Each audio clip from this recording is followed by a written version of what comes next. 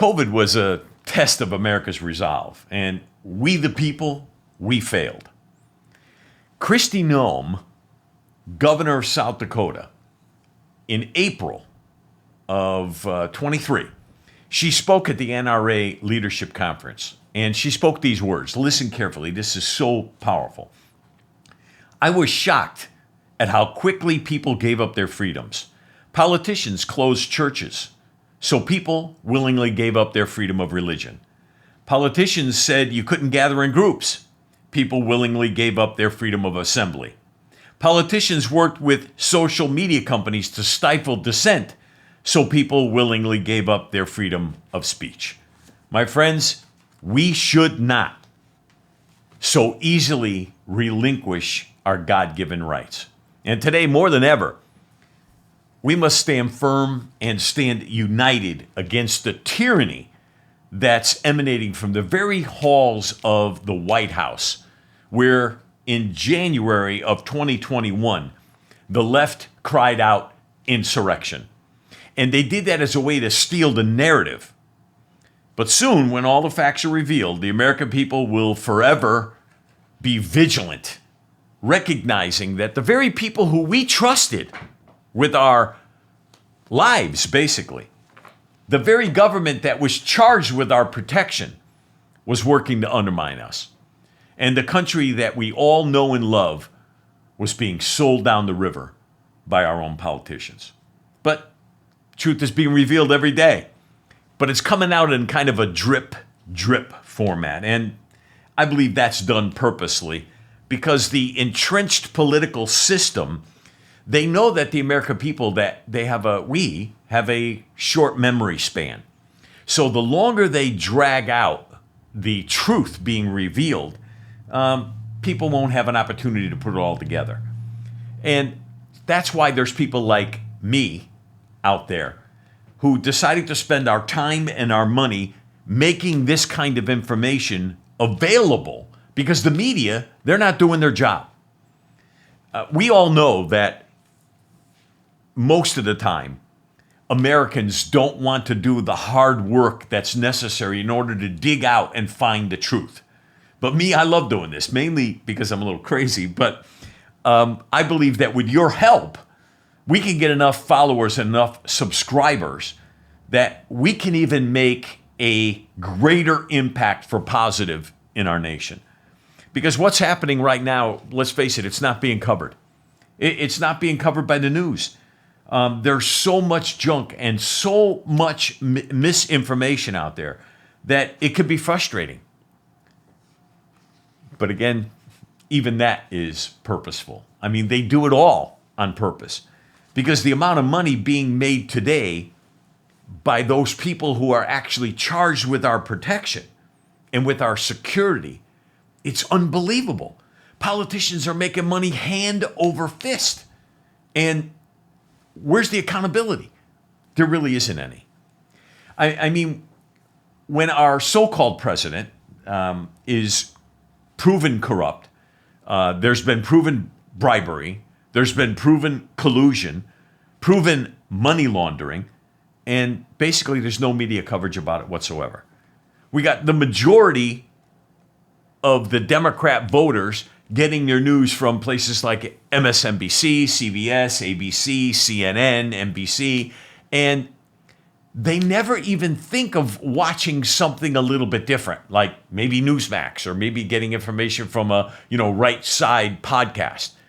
So it's left to people like you and I right now. This is very dangerous time for America. Very. Our border is non-existent. Illegals are flooding our country, and it's costing us untold billions of dollars. I mean, where's it going to end? Speaking of endings, are America's days as the world leader, are they numbered? The United Arab Emirates has decided to no longer use US dollars for oil. That's right. Maybe you didn't hear of it, but this has already happened. Just 2 days before they hosted a recent meeting, they told the world that they're no longer going to be using US dollars for oil going forward. United Arab Emirates, who is now part of the BRICS membership, and a significant part of OPEC. Okay, UAE, I mean, they're a large percentage of OPEC. And they are also the 7th largest producer of oil in the world. They're not going to take US dollars anymore. Don't tell me that that's not going to have a negative effect on our economy, because it will. But it doesn't end there, friends. Unfortunately, it gets worse. The day after the summit ended in Dubai, Putin, who hasn't left his country in over 2 years, he flew from his country to the Emirates, flanked by 4 MiG jet fighters. And what do you think he had to say to them when he was there? I don't know, because nobody knows. But you can bet it wasn't good for America. Because when he left there, he goes right from there to Saudi Arabia, and OPEC announces a 2 million barrel a day decrease in oil production after Putin leaves. You remember last year maybe when Biden tried begging OPEC to increase production? What did they do? I know what they did, and so do you. They basically told them to pound sand, get out of here. Listen, they didn't say that to Putin. So right now, things are accelerating at a very serious pace. And more countries are uniting together, if you will, listen, against America. And this is how they're doing it. As of January 1st, Brazil, Russia, China, and South Africa are being joined by Ethiopia, Egypt, Iran, Saudi Arabia, United Arab Emirates, now making 10 countries a part of the BRICS movement. And because of the weakness of Biden and his entire administration, there are 20 other countries who have formally applied to be a part of BRICS. That's right. Afghanistan, Algeria, Bangladesh, Bolivia, Cuba, Ecuador, Indonesia, Kazakhstan, Mongolia, Nicaragua, Nigeria, Pakistan, Senegal, Sri Lanka, Sudan, Thailand, Turkey, Uruguay, Uzbekistan, and Venezuela. In every single case, listen carefully, every single one of these countries have one thing in common. They are very, very rich in natural resources and rare earth metals. Do you think that's going to be important in the coming days? You better believe it. The world is going to need those commodities moving forward. Now, in addition to that, most of these countries also have one other thing in common. And that is, most of them are choke points in terms of shipping lanes. So, if all of these countries sign up to be a part of the BRICS movement, and like I said, many have already formally applied, these countries will now control the Red Sea and the Straits of Hormuz, the 2 most vital shipping lanes in the entire world. That, my friends, should be scary. And it's very detrimental to the welfare of the United States. But yet it's not over yet. Another 20 countries have informally expressed interest, including Mexico. So potentially, we have another 40 countries that have become a part of this BRICS alliance, all happening, get this, by October of this year, 2024, right before the election. Don't tell me this isn't purposeful. They are counting on something. What do you think they're counting on? They're counting on the left to steal another election, my friends. And BRICS is the type of organization where all the leaders get an opportunity to share power over time. So in other words, each year there's going to be a new president. So let me ask you this. What happens when Russia or China or Iran get to be president? Especially now when we're dependent on foreign oil and foreign resources and commodities. We think prices are high now. Folks, we have no idea, no clue what the left has planned for us. That's why it's so important this coming election. But wait, we could be on a spiral to a global recession, maybe even a global war. That's right. Think about it. Possibly a global recession or a global war? I can tell you this because the World Bank has recently warned of a coming global recession. And they don't do things like that lightly. They said that the global growth, that's a tongue twister, is slowing sharply. Worldwide economic output is projected to be just 1.7%. So all the economists globally are warning that we should expect a global downturn, pushing global economies into a recession. And they're expecting the United States, basically, to have one of the lowest levels as far as growth is concerned in our most recent history. So this is an extremely weak position to be in as a country, especially a country who's supposed to be leading the world.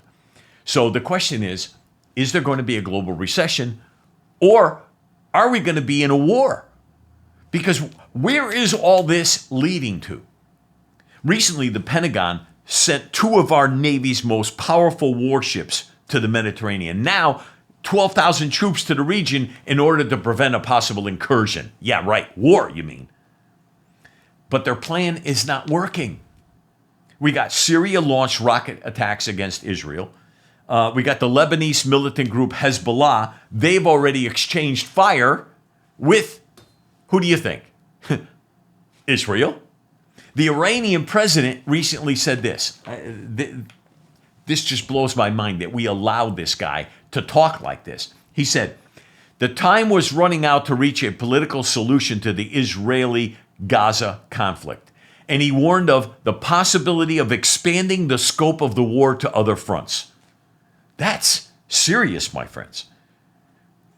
He warned this, quote, if Israel does not stop this offense against Hamas, quote, it will trigger a huge earthquake. Now, he ain't talking about like ground shaking.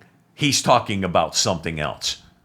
You don't have to be a genius to see that all of this is leading to a direct conflict between Israel and Iran. And guess what happens if that comes about? What's the United States going to have to do? Putin just recently met with leaders in Beijing. Why would he be leading with leaders in Beijing? To coordinate their next move. So what did China do after that meeting? They sent warships to the Middle East. Russia, China, North Korea, Turkey, Pakistan, Afghanistan, the Arab world, and all their allies will stand against Israel and stand with Hamas. Why? Because we know that's their stand. That's what they do. They stand with Hezbollah, the Palestinians, and Iran. But the biggest risk, I think, to America is not nuclear war. I'm not afraid of nuclear war. I don't believe we're going to see a nuclear war because everyone knows that if they use nuclear bombs, it's going to be the end of humanity. We've got enough nukes to destroy the world 100 times over. So I don't believe that is really what we need to be afraid of. The biggest risk is the financial collapse of the United States. In other words, a collapse of our purchasing power, a collapse of our dollar. And that's where all this leads. And that's why those countries are joining BRICS. See, if the money in our wallet, in our checking account, savings account, retirement account, and all that, if that money becomes so depreciated, basically it's virtually worthless. What are you and I going to do? Now, look, I know we've been hearing about this for years. We've heard economists warning about the dire possibilities of the U.S. dollar being, devalued, if you will, and that eventually the dollar is going to crash. But here's what happened, okay? Our government has not controlled its debt. See, before, we didn't have to worry about it as much. And I'm going to explain to you why. See, things are about to change drastically.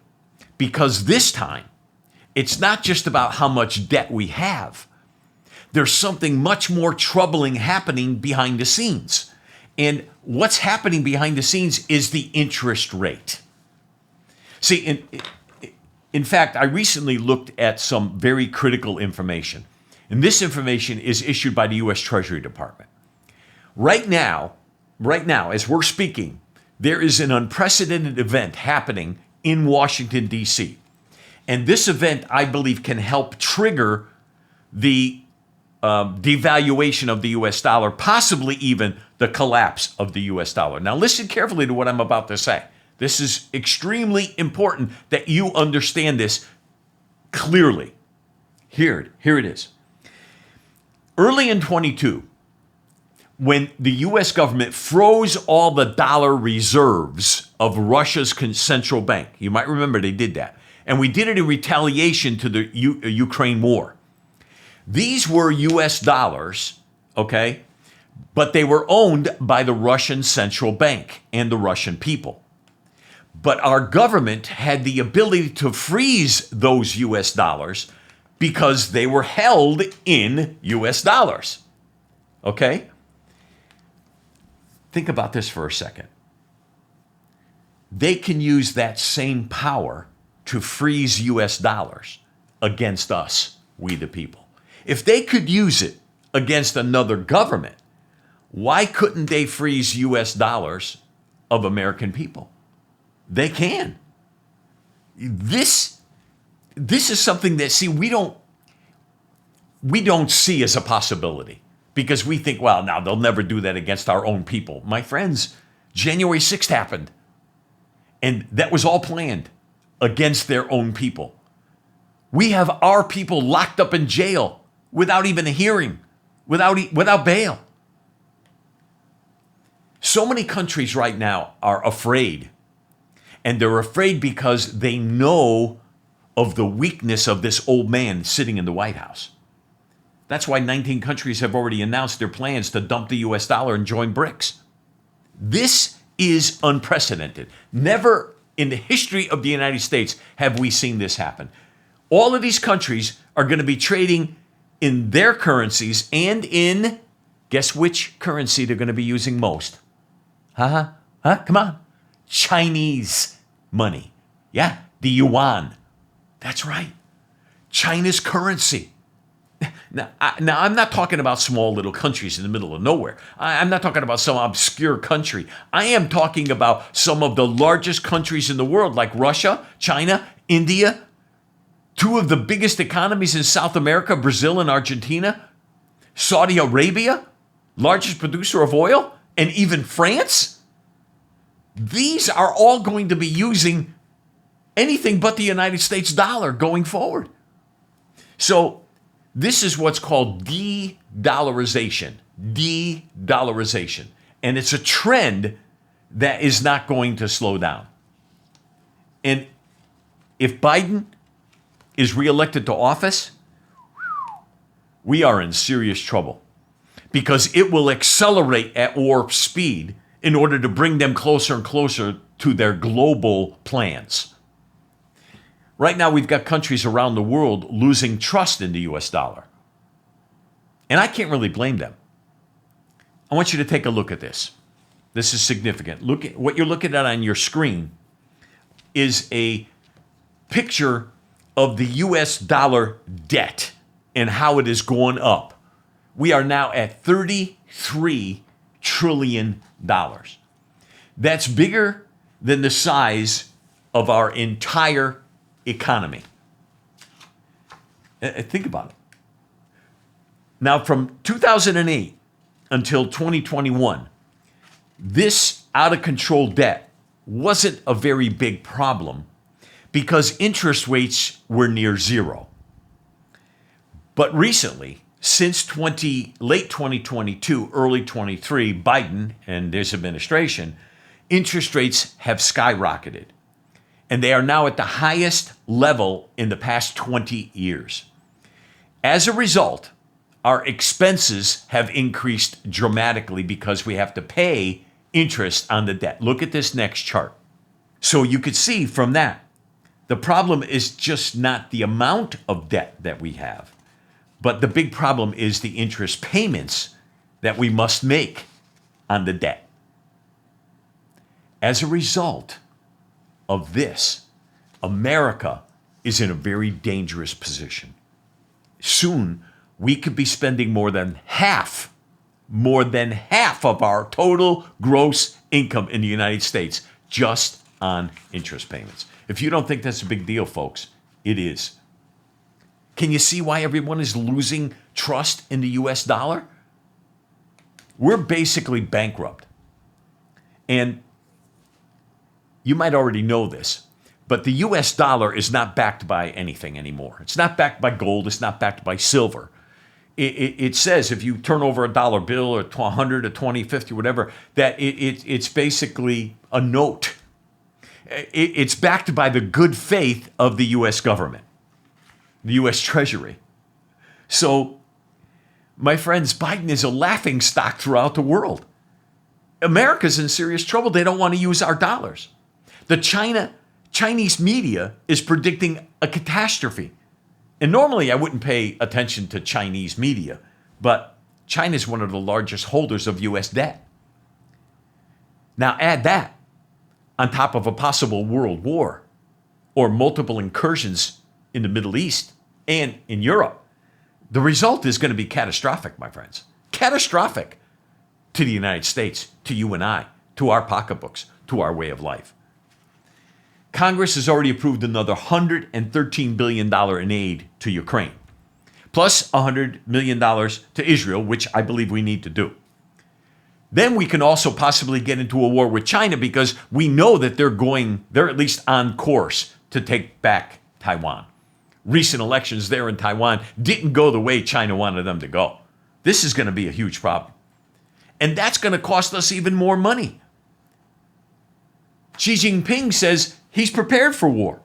He's prepared to do whatever is necessary if we try to stop him taking back Taiwan. That's serious. That's a statement that the media should be covering on a regular basis, but they're not. It's kind of like a ticking time bomb. Tick, tick, tick, tock. And America? We're on the path of repeating history, following in the footsteps of the Roman Empire. That's right. Yeah, the Roman Empire. Rome, they kept devaluing their currency until finally the empire totally collapsed. All of the most powerful empires, every single one of the most powerful empires in the last 500 years followed in that same script. Dutch, British, Japanese, Russian, Ottoman empires. All of them thought they were invincible. All of them thought that there was no limit to the amount of money that they could print. And my friends, that's exactly where America is heading. We're literally watching before our very eyes the end of America is unfolding. Now, if the government wanted to solve this crisis, they could very easily do that. We could do that by controlling our spending. We could do that. We could stop spending. Oh, that's right. Yeah, government stop spending. What? I must be crazy to even think that that's a possibility. Government gets bigger. You know my phrase, the Cookie Monster. The more it gets, the more it wants. The truth is, the United States cannot go bankrupt. And they can't go bankrupt because of this one thing. We own printing presses, and they could print more money.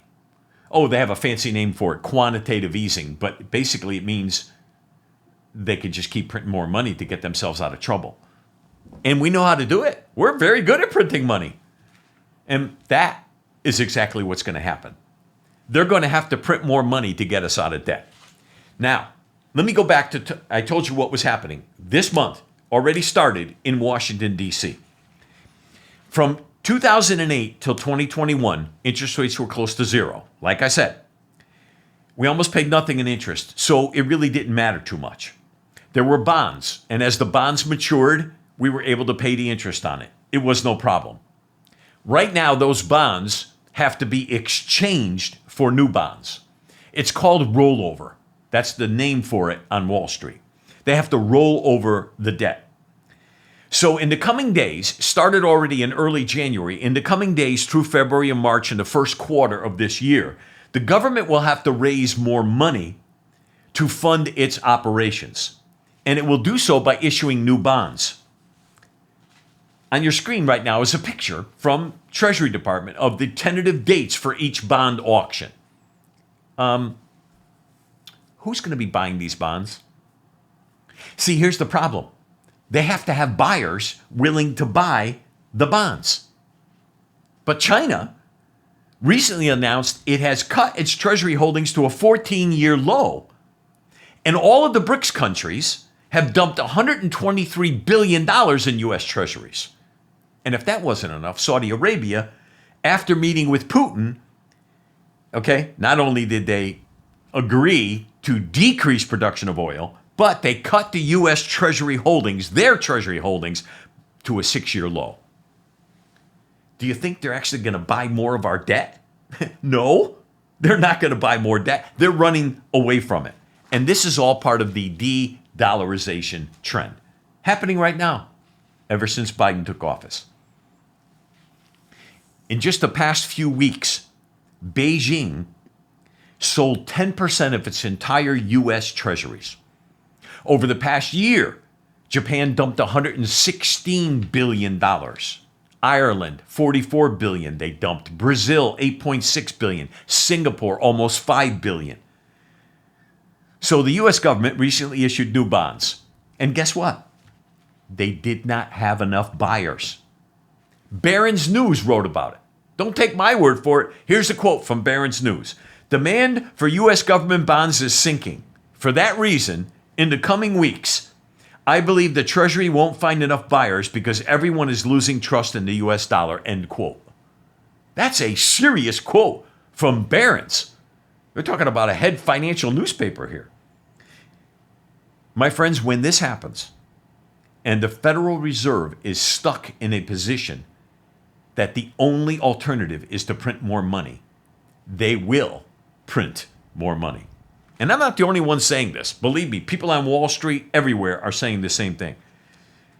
But this next round of money printing is going to be the last nail in the coffin of the United States. Our finances. We're going under, folks. We need to get control quickly. I pray this can last until the 24 election and pray that Trump gets back in office. I don't know. But it's time to be prepared, you and I. Gold, silver, food, water, oil, energy, housing. These are things maybe you can invest in.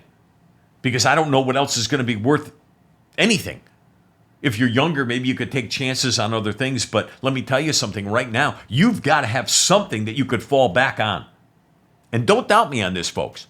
Should Trump continue on the course that he's on, and it looks like he's going to get back into office, the left is going to pull out every stop, and hell is going to be unleashed on America. I know, sounds crazy. Mike, you're out of your mind. Friends, mark my words. The left will not go down without a fight because we're not dealing with people here. We're dealing with evil. Absolute, pure, unadulterated evil. These are evil entities that are controlling these people because they've lost their mind. They're not even thinking rationally. That's how you know it's evil. And evil knows their time is short. So they're no longer like quietly doing things behind the scenes. They're now open, brazenly talking about whatever they want to talk about. See, the enemy, I call him the devil. Maybe you don't believe in him. I don't know. But the devil is the prince of the power of the air. Why do you think the media has so much control? That's why. He's the prince of the power of the air.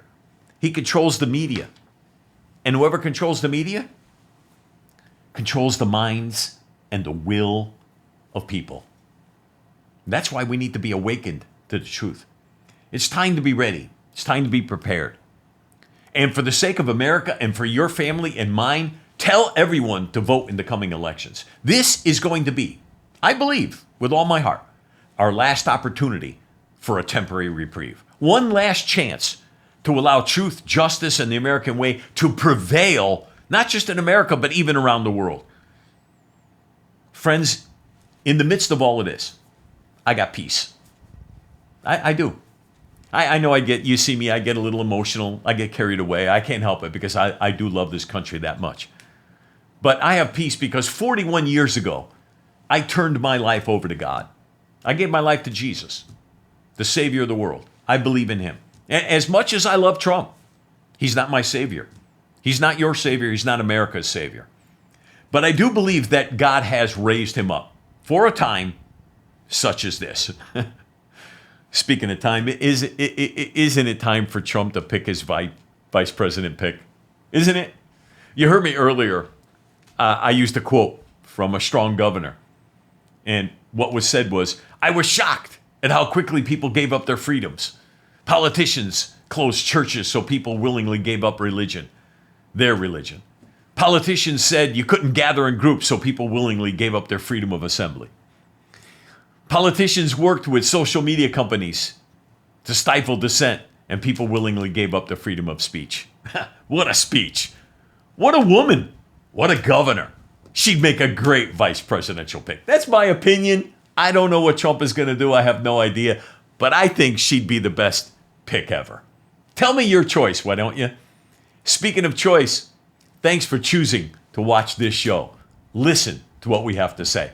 Please subscribe. Pass the word to your family and your friends. This is Mike Calo for Exposed, the Calo podcast. God bless you, my friends, and God bless this great country of America.